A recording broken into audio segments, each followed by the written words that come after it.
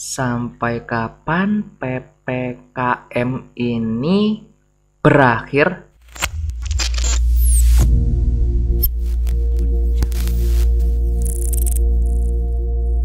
Hello good people, balik lagi sama aku Ganjar kayak Pepper Clouds. Oke, untuk video kali ini mungkin aku pengen sedikit serius ya, dan mungkin aku akan sedikit mengkritik pemerintah kita. Mudah-mudahan gak ada tukang bakso ini bawa hati ya. Oke. Untuk yang pengen aku bahas untuk video kali ini adalah tentang kebijakan PPKM di Indonesia. Ya PPKM cuma di Indonesia sih istilah kayak gini. Ya PPKM ini bisa dibilang yang berjilid-jilid gitu kan. Udah kayak Marvel Cinematic Universe gitu lah. Sampai kemarin ada yang bikin logonya untuk PPKM. Dan sekarang diganti lagi dengan level-levelan gitu kan. 1 sampai level 4 itu PPKM apa mie setan gitu loh.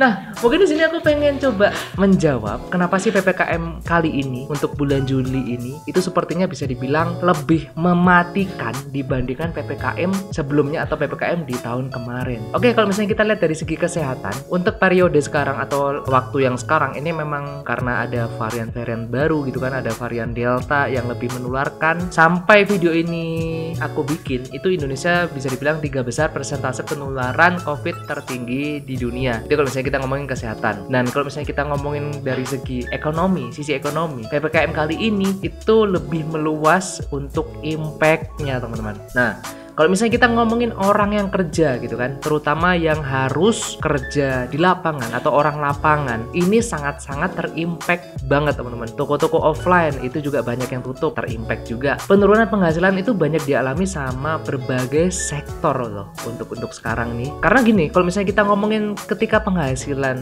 menurun, otomatis kan daya beli masyarakat juga menurun. Itu juga berimbas kepada sepinya penjualan. Nah, yang aku sayangkan adalah PPKM darurat ini sekarang itu diganti ya, at least PPKM apa namanya, pokoknya PPKM level 1 sampai 4 gitu kan. Ya walaupun sampai per video aku bikin ini itu sudah ada penjelasannya. Ya kalian bisa cek aja di sini lah. Ini aku cantumin aja untuk postingannya di sini ya. Kalian bisa baca juga. Tapi tetap di sini yang aku soroti adalah solusi konkretnya itu belum kerasa di dalam masyarakat, teman-teman. Banyak kebijakan yang masih kontra ketika di lapangan gitu. Contoh, masih diperbolehkannya WNA yang datang ke Indonesia, dan airport juga penerbangan dari luar negeri ke Indonesia itu masih dibuka. Nggak tahu nih setelah aku bikin ini udah direvisi untuk kebijakannya atau belum, tapi sampai aku riset per aku bikin video ini itu masih dibuka, dan banyak banget apa ya kontra-kontra di situ gitu loh. Kalau misalnya dari luar negeri dibolehin masuk, tapi pembatasan besar-besaran itu cuma dilakukan di dalam lingkup kita gitu, di dalam negerinya malah. Ya buat apa gitu kan? Ibarat ada keran nih bocor, yang ditutup itu sama pemerintah kita itu cuma ya saluran air keluarnya gitu loh. Sedangkan untuk yang sumber bocornya itu nggak dibenerin, ya sama aja bohong gitu kan, tetap bakalan banjir juga, bakalan bocor juga gitu loh. Paham ya logikanya di sini ya? Kemudian yang kontra juga itu perlakuan petugas di lapangan yang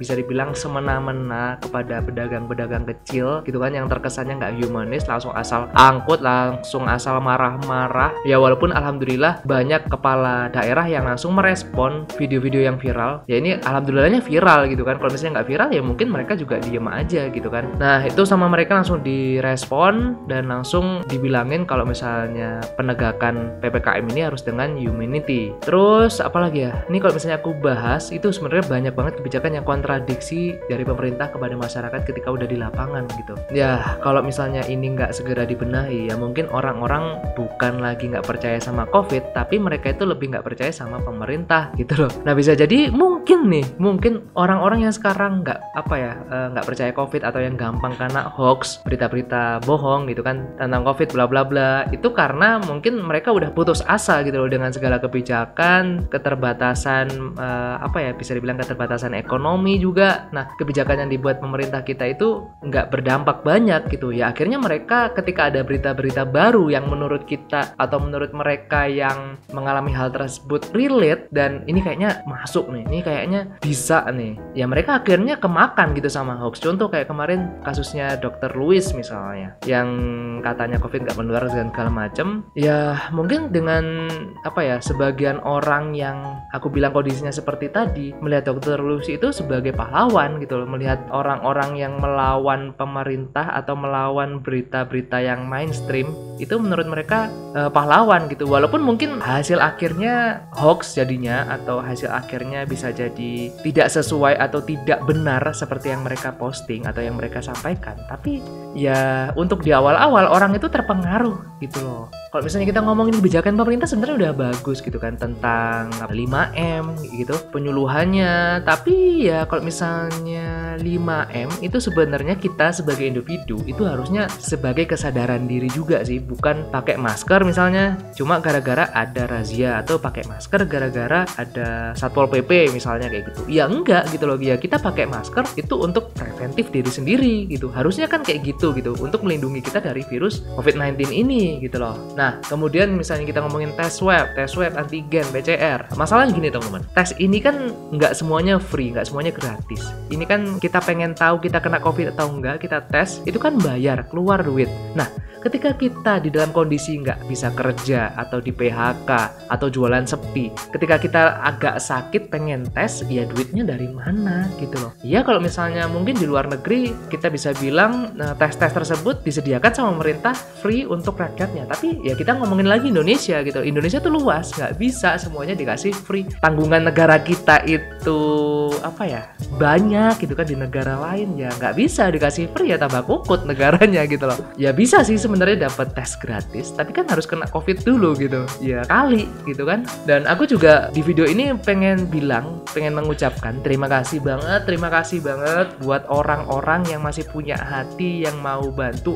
orang-orang sekitar atau orang lain yang sedang kesulitan. Entah itu mungkin bantu membeli barang mereka, barang jualan mereka, atau mungkin membantu mereka memberi makan kepada orang-orang yang lagi isoman, yang nggak dapat rumah sakit gitu kan, atau orang-orang yang bisa dibilang membutuhkan oksigen. Mereka rela mengucurkan dana untuk ya menyediakan, atau seenggaknya sebagai donatur untuk menyediakan tabung oksigen yang dipakai gratis untuk orang-orang yang nggak mampu, karena kan sekarang langka banget gitu loh. Dan lain-lain lah pokoknya yang nggak bisa aku sebutin di sini, yang intinya mereka itu punya hati untuk membantu ya supaya Indonesia ini ya ayo sama-sama sehat, sama-sama pulih lagi gitu kan. Ya semoga Indonesia aku ini cepat bisa pulih, cepat bisa sehat seperti sedia kala, biar bisa bekerja lagi buat bayar pajak ya, bantu negara kita yang utangnya banyak, nggak tahu bisa lunasnya kapan, tahun kapan gitu ya. Aduh.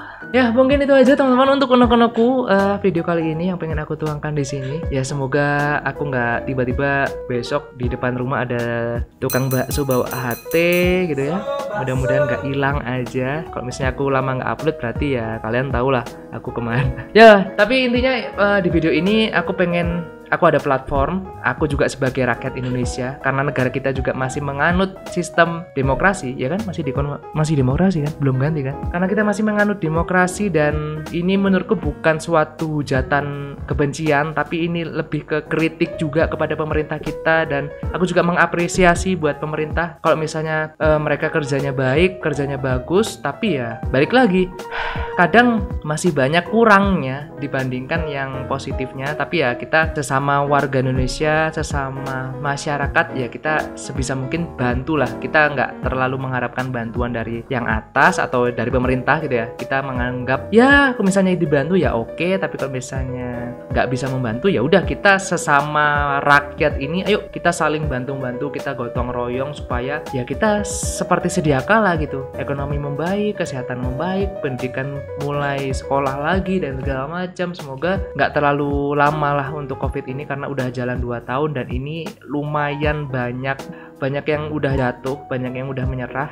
Dan semoga kita selalu diberikan kesehatan, semoga kita selalu dilancarkan rezekinya gitu kan. Rezeki kan nggak harus kita ngomongin uang atau materi ya, rezeki itu kita dapat makan, kita bisa makan hari ini, kita bisa masih diberikan kesehatan, itu menurutku rezeki yang udah matang banget gitu loh, bukan yang mentah lagi. Kalau misalnya kita ngomongin mentah kan ya kita harus misalnya punya uang, kita harus beli lagi, kita harus jalan ke sana untuk beli suatu barang gitu kan. Tapi kita misalnya dapat makan, kita dikasih hidup yang alhamdulillah mungkin nggak punya tanggungan, kesehatan yang baik, keluarga yang sehat semua, itu kan menurutku rezeki yang ya udah matang banget gitu loh. Oke, mungkin itu aja yang bisa aku share untuk video kali ini. Semoga unek-unek ini nggak tahu nyampe sama yang punya kebijakan atau enggak. Seenggaknya yang nonton ini bisa, yuk kita sama-sama saling mensupport, saling membantu, karena ya kita rakyat Indonesia. Dari dulu kita kalau misalnya kita ngomongin gotong royong ya udah jadi slogan hidup kita dari zaman sebelum penjajahan pun kita udah gotong royong. Oke, mungkin sekian dulu teman-teman untuk video kali ini. Thank you guys for watching. Jangan lupa untuk like, share, comment, and subscribe. Stay safe, stay strong, never give up. Paper Cloud out. Bye bye teman-teman. Thank you guys for watching. See you next video. Bye bye.